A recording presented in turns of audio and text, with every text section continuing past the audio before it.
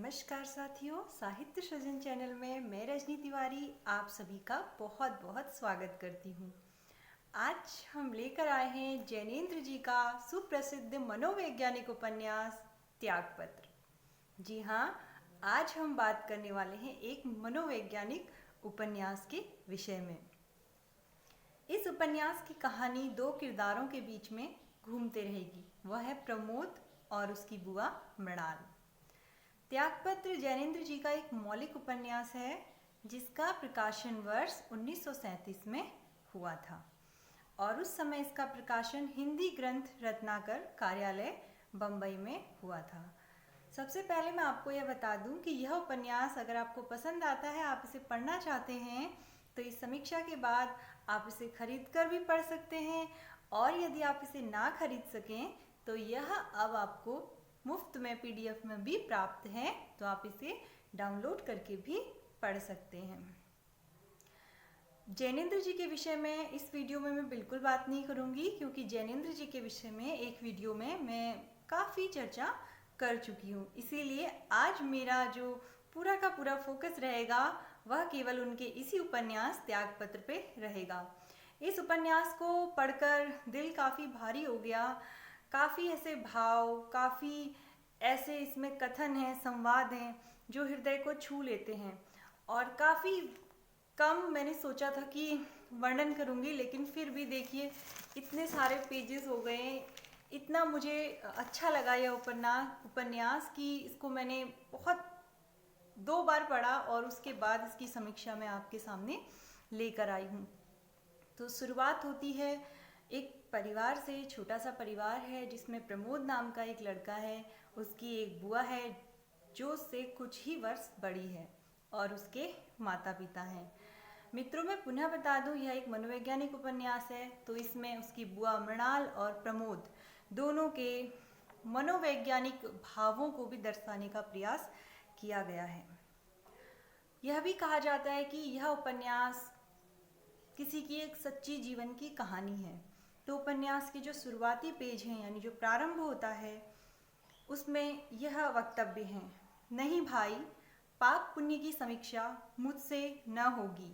जज हूँ, कानून की तराजू की मर्यादा जानता हूँ, पर उस तराजू की कीमत भी जानता हूँ और ज़रूरत भी। इसलिए कहता हूँ कि जिनके ऊपर रत्ती रत्ती भर नाप जोक कर पाप को पापी कहकर व्यवस्था देने का दायित्व है, वे अपनी जाने, मेरे बस का वह काम नहीं है।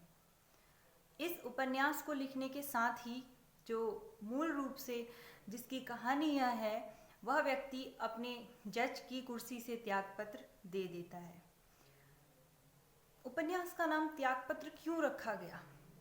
इसका कारण यह है कि एक बच्चा जो कि बचपन से अपनी बुआ के साथ रहता है और उनसे बहुत घनिष्ठ रूप से जुड़ जाता है, वह बुआ के जीवन को बदल नहीं पाता है, बुआ की दुर्दशा को समाप्त नहीं कर पाता है, उनके गिरते कदमों को रोक नहीं पाता है, जीवन के किसी भी क्षण में वह उनकी मदद नहीं कर पाता है और इस अफसोस के साथ वह जीता है, एक वकील बनकर भी और एक जज बनकर भी।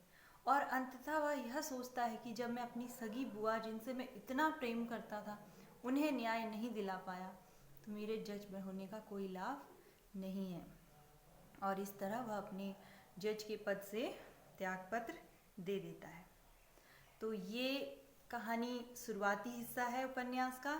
उपन्यास के मुख्य पात्रों की मैं आपसे बात कर देती हूँ। मुख्य पात्र के रूप में उभर कर आता है प्रमोद और जो उसकी बुआ है मृणाल, वह भी मुख्य पात्र मानी जा सकती है। वैसे कहा जाए तो पूरी कहानी वास्तव में उन्हीं की है। माता पिता हैं, एक दोस्त का जिक्र होता है शुरुआती हिस्से में उपन्यास के, शीला, और उसका भाई, जिनको हम प्रत्यक्ष रूप से उपन्यास में बहुत ही कम, बिल्कुल ना के बराबर देखते हैं, लेकिन उनका नाम का संबोधन लेके कहानी आगे बढ़ती है। कई और किरदार भी आते हैं, जैसे एक किरदार है राजनंदिनी, लेकिन उसका किरदार भी कुछ समय बाद उपन्यास से धीरे धीरे समाप्त हो जाता है। और आगे जब कहानी की शुरुआत होती है तो परिवार में क्या होता है कि प्रमोद के पिता एक प्रतिष्ठित व्यक्ति होते हैं और माता बड़ी ही कुशल गृहिणी होती है। जैसी कुशल गृहिणी वो होती है वैसी स्वभाव से वह कुशल नहीं हो पाती है, ऐसा प्रमोद को लगता है, क्योंकि जब वह इसे लिखता है वह इस बात का जिक्र करता है। उसकी बुआ जो होती है उसके माता पिता नहीं होते हैं, भाई और भाभी उसको पाल रहे होते हैं। तो प्रमोद को कहीं ना कहीं खटकता है कि माता का व्यवहार उसके प्रति और उसकी बुआ के प्रति अलग अलग है। बुआ जो होती है वो प्रमोद से बड़ा प्यार करती है, अपने स्कूल की सारी शरारतें उसे बताती है। वह एक कॉन्वेंट स्कूल में पढ़ती है और काफ़ी अच्छी लाइफ को जी रही होती है। उसका पढ़ने में विशेष मन नहीं होता है, पर किताब कॉपियाँ बहुत अच्छी तरह से वह सजा कर रखती है और स्कूल जाना उसको बहुत अच्छा लगता है। पढ़ाई से नहीं, शरारत और अन्य चीज़ों के लिए उसको स्कूल जाना अच्छा लगता है। स्वभाव बड़ा हंसमुख था और निर्द्वंद, बस माँ के सामने जरा सकुचा जाती थी। मतलब अगर वो शरारत कर रही है, कुछ बता रही है, अचानक से प्रमोद की माँ आ जाती थी तो वह काफ़ी दूसरे तरीके का व्यवहार करने लगती थी। कहने का मतलब यह था कि बिन माँ की बच्ची थी और भाभी से डरती थी। लेकिन कुछ दिनों बाद उसका व्यवहार फिर बदला। ठीक है, अब क्या होता है, वह उसकी एक दोस्त होती है जिसका नाम शीला होता है, तो वो शीला के घर काफ़ी आने जाने लगती है। अब कारण क्या होता है उस वक्त तक इतना कोई नहीं जानता है, लेकिन एक दिन क्या होता है कि वो काफ़ी दिनों लेट आती है। प्रमोद से कहती है मैं शीला के घर गई हूँ, बता देना। इस तरह से प्रमोद बता देता है। सारी चीज़ें चल रही होती हैं और उसकी शरारतें भी कुछ हद तक बढ़ रही होती हैं। एक दिन प्रमोद घर आता है तो वह देखता है कि कमरे में कोई है और माँ उसको आते देख तुरंत प्रमोद डर जाता है। उसे लगता है कि मुझे माँ मारेगी या डांटेगी। वह उससे एक बेत यानी एक डंडा मंगाती है और जैसे ही प्रमोद एक बड़ा सा डंडा ला के देता है तो वह कमरे में चली जाती है और कमरे से बहुत तेज तेज चीखने की आवाज़ें आने लगती है। तो उसको इस शब्द में उन्होंने लिखा है कि मेरी भी समझ में न आ रहा था कि वहाँ पे क्या हो रहा था। मैं सकपकाया सा खड़ा था। थोड़ी देर बाद माँ बाहर आई और डंडा उसी तेजी से मेरी ओर फेंक दिया और वहाँ से चली गई। थोड़ी देर में मैं साहसपूर्वक उस कोठरी में गया। देखता क्या हूँ कि बुआ औंधी पड़ी है। उनकी साड़ी इधर उधर हो गई है और बेहद मार से उनका शरीर जगह जगह नीला हो गया है। मुझसे कुछ न बोला गया। बुआ के गले से लगकर मैं रो लेता तो ठीक होता, पर वह संभव न हुआ। मैं दबे पांव लौट आया। वह दिन था कि फिर बुआ हंसी नहीं, यानी फिर मैंने बुआ को हंसते हुए नहीं देखा और बुआ की शादी हो गई। यानी ऐसा उस दिन कुछ हुआ था जो माँ को बिल्कुल पसंद नहीं आया था। उसकी सज़ा यह थी कि उसकी तत्काल शादी कर दी गई। उस दिन उसने काफ़ी देर तक मुझे सीने से लगाकर वह रोती रही। एक्चुअल में होता क्या है कि शीला के घर आने जाने के दौरान जो मृणाल होती है वह उसके भाई से भी कुछ पत्र व्यवहार करने लगती है और इसका पता प्रमोद की माँ को चल जाता है। अब अंतर यह होता है कि एक स्त्री होते हुए भी वह स्त्री भाव, एक बच्ची जो उस वक्त कम आयु की बच्ची थी, उसके मनोभावों को समझने की अपेक्षा वो अपनी भाभी का दायित्व ज़्यादा विशेषता से निभाती है और उसके परिणाम स्वरूप उसकी पढ़ाई लिखाई छोड़कर वह उसकी शादी कर देती है।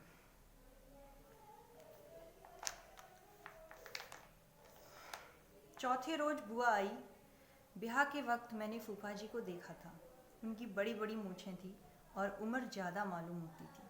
बाद में मालूम हुआ उनका यह दूसरा विवाह है।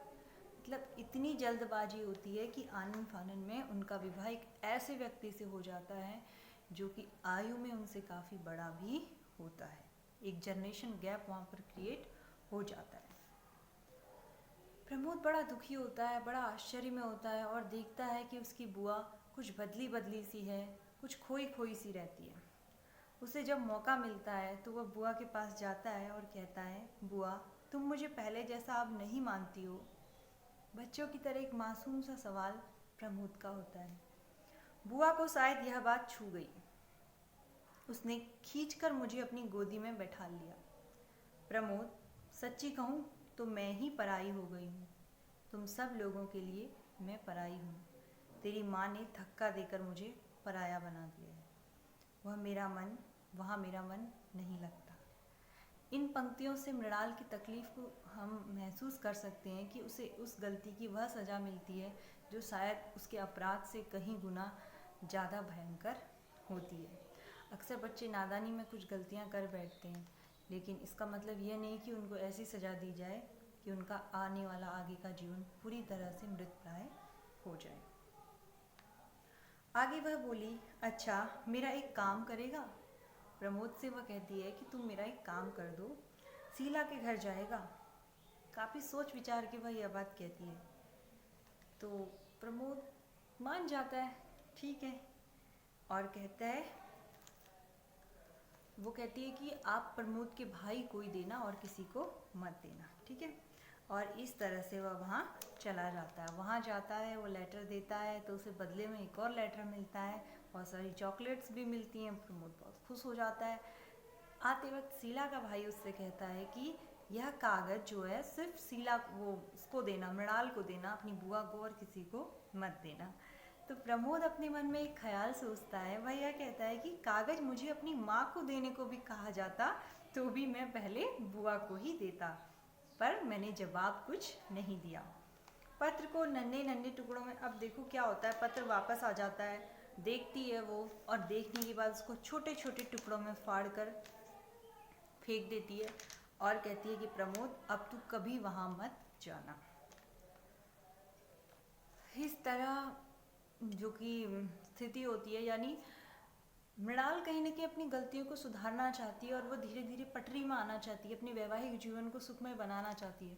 लेकिन जो गैप उन दोनों की एज का होता है, या जो उसके फूफा जी की समझ होती है, या जो मृणाल की आयु होती है, कहीं ना कहीं वो बिल्कुल मैच नहीं खा पाती है और मृणाल बहुत दुखी होकर रोने लगती है। उस वक्त बुआ की पीड़ा देखकर मन होता था कि किसी तरह मैं उनके काम आ जाऊं, कि उनका जी हल्का हो सके। वास्तव में मृणाल प्रेम करती है शीला के भाई से, लेकिन उसका विवाह हो जाता है एक अधेड़ आयु की व्यक्ति से। प्रमोद को मृणाल पुनः एक बार फिर शीला के भाई के पास भेजती है। इस बार शीला का भाई पत्र खोलते ही क्या होता है, बहुत परेशान हो जाता है और गुस्सा करने लगता है बहुत ज़्यादा। प्रमोद सोचता है कि इस बार भी मेरी खातिरदारी होगी, और कोई दवा उसने मांगी होती है, उस दवा के लिए वो कहता है प्रमोद की बुआ ने जो दवा मांगी है वो दे दो। तो वह जो लेटर होता है उसके टुकड़े टुकड़े कर देता है और प्रमोद के हाथ में रख के कहता है, ये लो, ये दवा है, उसे दे देना चाहिए। तो इस तरह दोनों के बीच में जो कन्वर्सेशंस होते हैं वो लेटर के माध्यम से होते हैं। अगले ही दिन फूफा जी आ जाते हैं और बुआ को ले जाते हैं। फिर बुआ प्रमोद से अलग हो जाती है। ब्याह के 8-10 महीने बाद तक बुआ नहीं आती है। 8-10 महीने बाद अचानक नौकर के साथ बुआ आती है। पिताजी को बहुत बुरा लगता है कि नौकर के साथ यहाँ उन्हें भेजा गया, और इस तरह वह नाराज भी होते हैं फूफा जी में। पता लगता है कि बुआ गर्भवती है, लेकिन प्रमोद ये भी जान जाता है कि जो भी हो बुआ वहाँ खुश नहीं है। एक बार बातों ही बातों में उसे पता लगता है प्रमोद को कि बुआ के साथ उनके ससुराल में लगातार मारपीट होती है, यानी वह वहाँ पर शारीरिक प्रताड़ना को भी झेलती है। तो बातों ही बातों में वो कहती है कि सच सच कहती हूँ प्रमोद, किसी और से नहीं कहा, तुझसे कहती हूँ, बेत खाना मुझे अच्छा नहीं लगता, न यहाँ न वहाँ। कहना यह चाहती है कि यहाँ जब तुम्हारी माँ मुझे मारती थी तब भी मुझे अच्छा नहीं लगता था, वहाँ मेरा पति जब मुझे मारता है तब भी मुझे बुरा नहीं लगता है। तो प्रमोद कहता है, क्यों मारते हैं, मैं खराब हूँ इसलिए मारते हैं। इसमें होता क्या है, देखो, जब मृणाल जो पत्र व्यवहार करके शीला के भाई को कहती है कि अब आगे से तुम्हारे और मेरे रास्ते अलग अलग हैं, तो वह तो अपनी तरफ से चीज़ों को साफ कर रही होती है, क्लियर कर रही होती है। लेकिन जब वही बात वह अपने पति को बताती है कि मेरा इस तरीके का एक इतिहास था और मैंने उसको समाप्त कर दिया है, तो इस चीज़ को इसी रूप में वह ग्रहण नहीं कर पाता है और उसके बाद से वह उसके चरित्र पर लगातार शक करने लग जाता है। और यही एक कारण होता है जिसके कारण वह लगातार उसके साथ मारपीट करता रहता है। अब क्या होता है, दोनों कुछ समय तक उसके पिता और मृणाल के पति के बीच में पत्र व्यवहार चलते हैं। मृणाल वापस नहीं जाना चाहती है, लेकिन उसे मजबूरी में सभी लोग वापस भेजने में आमादा होते हैं। मृणाल के कहने पर प्रमोद, एक बार उसके पेट में क्या होता है, कब्ज हो जाती है मृणाल की। तो उसकी दवाई की कोई प्रॉपर व्यवस्था नहीं हो रही होती है। वह परेशान हो जाती है और प्रमोद को बाजार भेज देती है और जमाल घोटा लाने को कहती है। देखो, एक बहुत सिंपल सी बात यह है कि वह काफ़ी कम आयु की होती है, नादान होती है, चीज़ों के बारे में ज़्यादा समझ उसे नहीं होती है। वह केवल सोचती है कि किसी तरह कब्ज दूर हो जाए और जमाल घोटा जैसी दवाई लेके उसका सेवन कर लेती है। उसके सेवन से उसकी तबीयत खराब क्या, उसकी जान पे बनाती है। वह गर्भ उसका मृत हो जाता है। इसके अलावा बड़ी मुश्किल से उसकी जान बच पाती है। सच, प्रमोद की स्थिति और दुविधाग्रस्त हो जाती है क्योंकि वही जमाल घोटा लेकर आया होता है। इसी दौरान इतवार को फूफा जी भी आ जाते हैं और बुआ की हालत को देखकर उन्हें बहुत विस्मय भी होता है और वह पिताजी को बहुत कहते भी हैं, बहुत सुनाते हैं उनको। फूफा जी ने कहा, आपने उन्हें समझा तो दिया ही होगा, जरा सेहत का ख्याल रखा करें और दुनियादारी का भी जरा लिहाज रखना चाहिए। आप जानिए बहू बेटियों के चलन की गीत क्या हुआ करती है। इन शब्दों से कहीं न कहीं फूफा जी ने स्पष्ट रूप से मृणाल के बारे में कुछ संकेत उसके पिताजी को दिए। उसके बाद बहुत ही जल्द प्रमोद को अपनी फूफा जी का व्यवहार भी पसंद नहीं आता है और उनके साथ वह अच्छे से व्यवहार नहीं करता है। उसके बाद उसकी बुआ ना चाहते हुए भी वहाँ से चली जाती है और कहा जाए तो यह उनका आखिरी जाना होता है। उसके बाद वो वहाँ लौटकर कभी नहीं आती है। उस रोज जो बुआ गई, अरसे तक लौटकर न आई। 6.25 वर्षों के अंतराल में मैं भी उनको कुछ भूल सा गया। एक बार माँ से खबर मिली कि उन्होंने एक मृत कन्या को जन्म दिया। एक दिन मैं माँ से पूछ बैठा कि छुट्टियों के बाद बुआ के घर जाऊंगा। माँ फटी आंख से मुझे देखती रही, बोली कुछ नहीं। बहुत दिनों बाद जो बात मैंने जानी वह यह थी कि पति ने बुआ को छोड़ दिया है। बुआ दुष्चरित्रा है और फूफा को मालूम है वह सदा से ऐसी है। छोड़ दिया, इसका पूरा मतलब एकाएक समझ में मुझे नहीं आया। इतनी समझ मुझ में नहीं थी। छोड़ दिया गया, कहाँ छोड़ा गया, क्या वह खुद चली गई? इतने सारे सवाल उसके मन में अब आने लगे। बाद में यह ज्ञात हुआ कि बुआ ने उसे मायके चले जाने को, फूफा ने उसे मायके चले जाने को कहा, पर जब उन्होंने इनकार कर दिया तो उनके साथ लगातार मारपीट होने लगी और एक दिन वह खुद उसे कहीं अलग छोड़ आए। यह सब कहानी की तरह मैंने सुन लिया। मेरी कल्पना आरंभ में मैंने सोचा कि उनके बारे में बहुत कुछ पता लगाऊंगा। शुरुआत में उत्साह भी था, लेकिन धीरे धीरे उत्साह शांत हो गया और जीवन उस कहानी को स्वीकार करके सहज गति से आगे बढ़ने लगा। इस तरह प्रमोद बड़ा हो जाता है और काफ़ी समझदार भी हो जाता है। लेकिन एक दिन उसे अचानक से पता चलता है कि बुआ वहाँ नहीं है जहाँ उसको छोड़ा गया था। वह वहाँ से चली आई है। कोयले की दुकान करने वाले एक बनिए के साथ है। बुआ उसी के एक कोठे में टिकी होगी। यह बात आश्चर्यजनक थी कि बुआ हमारे करीब थी। इस बीच अचानक पिताजी का देहांत हो गया और लेखक जो होता है प्रमोद, वो बहुत दुखी हो जाता है और एक दिन ढूंढता खोजता उन तक पहुंच जाता है। प्रमोद और उसकी बुआ के बीच में कहीं ना कहीं कोई एक ऐसा जुड़ाव था, ऐसा कनेक्शन था कि वह एक दूसरे के हृदय को पढ़ने की क्षमता रखते थे। शहर के उस मोहल्ले में जाते हुए जब वह पहुंचता है तो उस जगह का जिक्र करता है। मेरा दम घुट रहा था, चारों ओर गंदगी का अंबार था। कोठरी के भीतर गया, बुआ अंगीठी में रोटी सेक रही थी। बुआ की स्थिति वहाँ जाके पूरी तरह से बदल जाती है। वह एक ऐसी जगह पर होती है जो बिल्कुल बेकार जगह होती है और बिल्कुल निम्न दर्जे के लोग वहाँ पर रहते हैं। देह दुबली, पीला चेहरा, गर्भवती थी, एक धोती में अपनी सारी देह को ढांके बैठी थी। बार बार बोलने पर भी उन्होंने कोई प्रत्युत्तर नहीं दिया। मैंने कहा, बाबूजी तो चले गए हैं, मन में तुम्हारी याद लेकर गए। बताओ मेरा आप कौन है? एक माँ है, दूसरी तुम। इतना सुनना था कि बुआ निशब्द हो गई और बैठी रही, कुछ न बोली। मेरे मन में हुआ कि खुलकर सामने बिछ जाऊं, कि बुआ कुछ कह दे दो, क्यों मुझे सजा देती हो, पर कोई जवाब नहीं मिला। मैंने बुआ को घर चलने के लिए कहा, तब भी कोई जवाब नहीं मिला। फिर प्रमोद कहता है कि अच्छा बुआ, मैं 2 दिन से भूखा हूँ, मुझे भूख लगी है।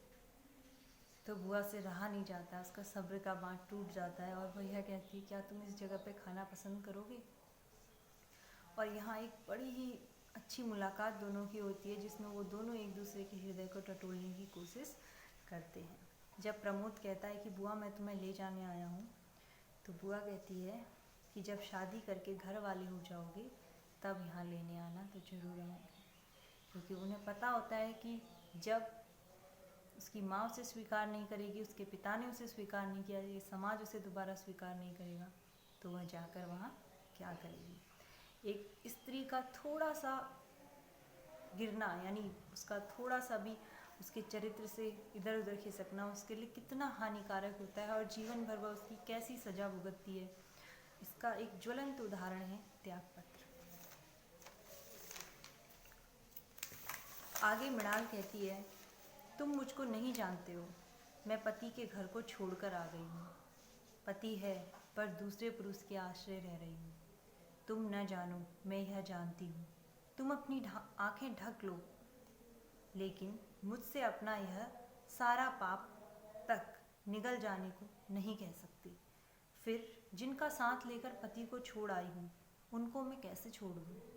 उन्होंने मेरे लिए क्या नहीं त्यागा, उनकी करुणा से मैं बची हुई हूँ।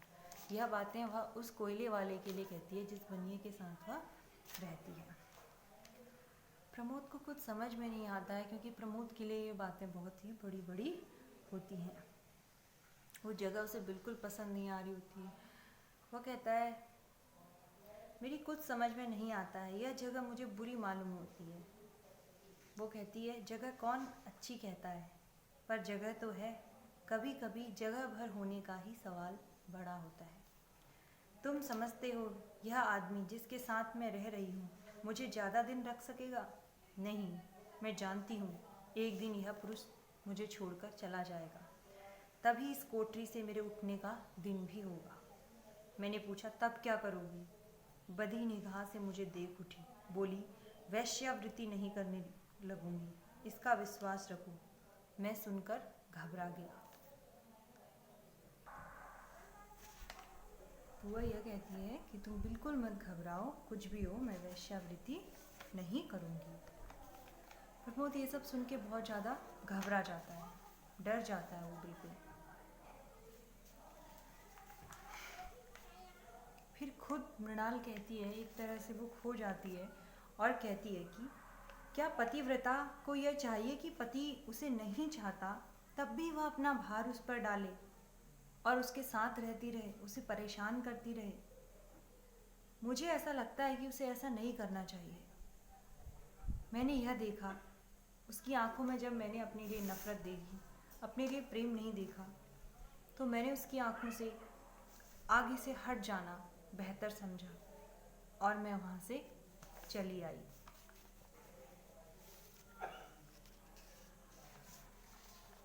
आगे वो प्रमोद को ये भी बताती है कि कोई भी स्त्री जो है वह तभी तक मायके में भी तभी होती है वो जब वह ससुराल की होती है, यानी जब वह ससुराल की नहीं रही तब वह मायके की भी नहीं है।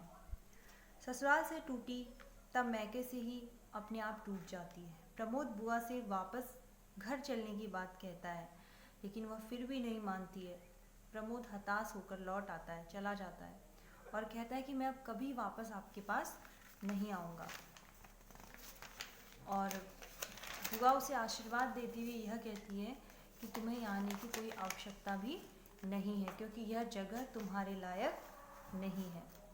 प्रमोद घर जाता है, घर जाकर बताता है कि मैं बुआ से मिला, तो माँ बहुत गुस्सा होती है और कहती है कि तुम दोबारा वहाँ पे नहीं जाओगी।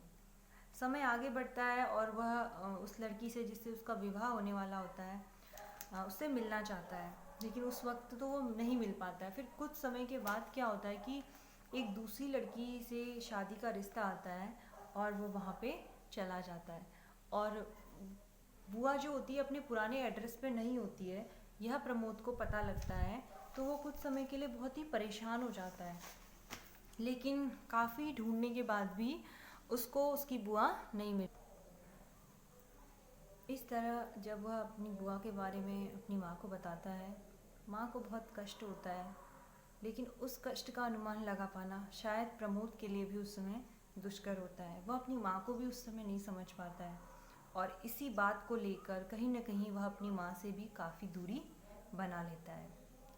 यह कहना अनावश्यक है कि विवाह का जो प्रस्ताव उस समय उठाया गया था, उसे भी मैं स्वीकार नहीं कर पाया, यानी प्रमोद उसे भी स्वीकार नहीं करता है।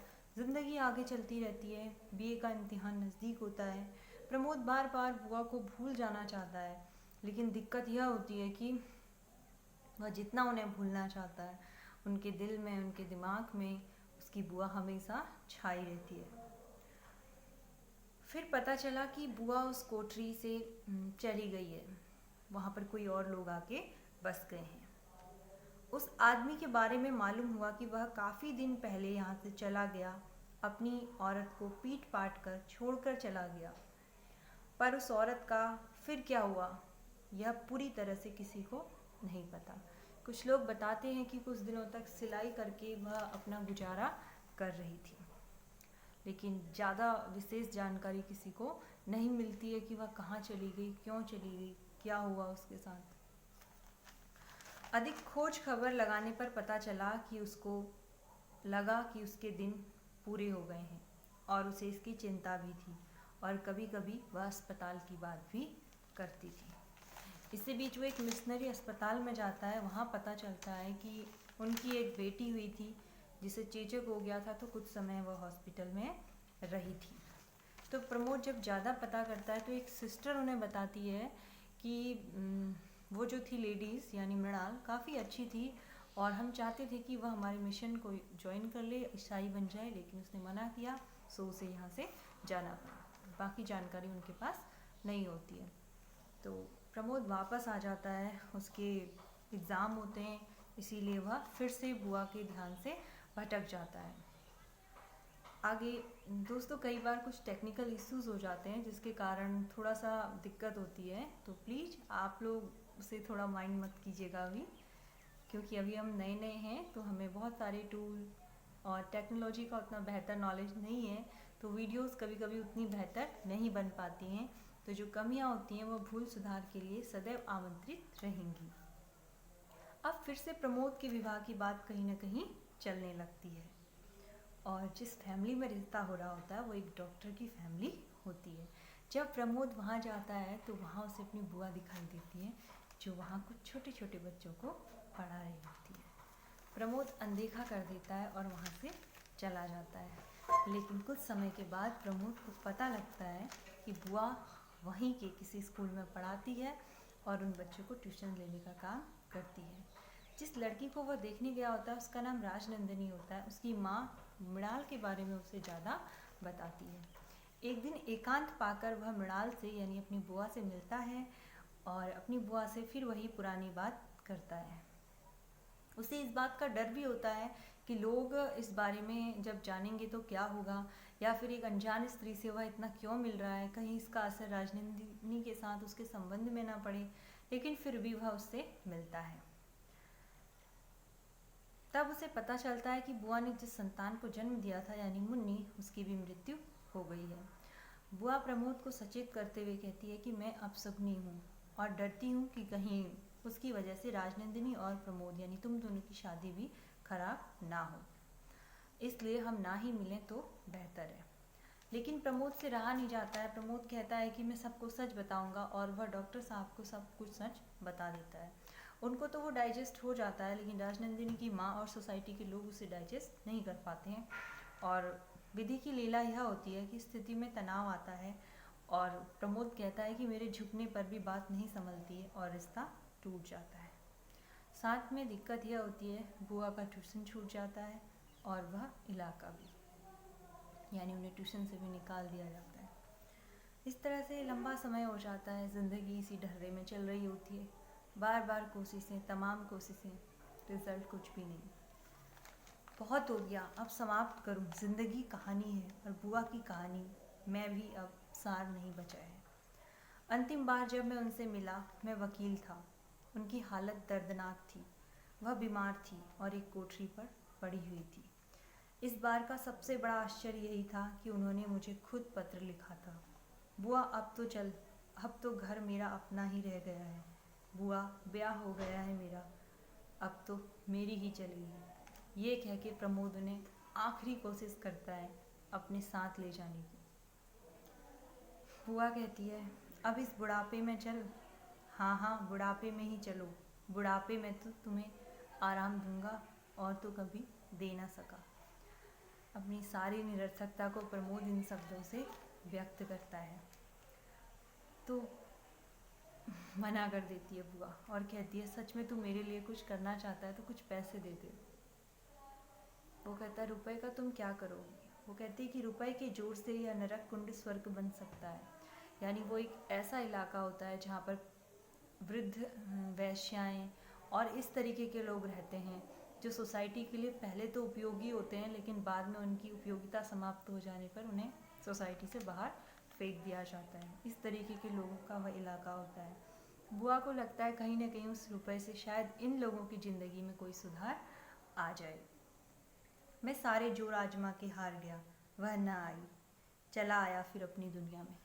प्रमोद अपने एक वकील साथी को कुछ पैसे देके उनकी मदद के लिए कह के वहाँ से लौट आता है, लेकिन अब उसके साथ क्या होता है, कैसे होता है, ये कोई नहीं जान पाता है।